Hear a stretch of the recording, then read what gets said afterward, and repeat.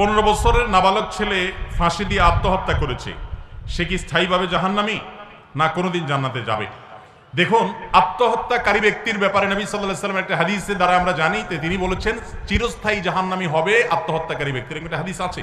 কিন্তু সেই হাদিস সম্পর্কে মুহাদ্দিসদের মন্তব্য হলো, যদি কেউ আত্মহত্যাকে বৈধ মনে করে, হালাল মনে করে আমার জীবন আমি নিব, কার কি বলার আছে, তাহলে সেক্ষেত্রে সে চিরস্থায়ী জাহান্নামী হবে, কারণ সে একটা হারামকে হালাল মনে করেছে, যেটা কুফরি।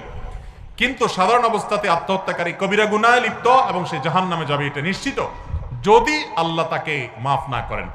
হতে পারে আল্লাহ তাআলা কোনো কারণে তাকে মাফ করলেন, এজন্য আত্মহত্যাকারী ব্যক্তির জাহান্নামে যাওয়ার আশঙ্কা প্রবল। হাদিসে বারবার সতর্ক করা হয়েছে, আত্মহত্যা করা পরিষ্কার হারাম। আল্লাহ বলেছেন, ওয়ালা তুলকু বিআইদিকুম ইলা তাহলুকা, তোমরা নিজেদেরকে ধ্বংসের দিকে ঠেলে দিও না।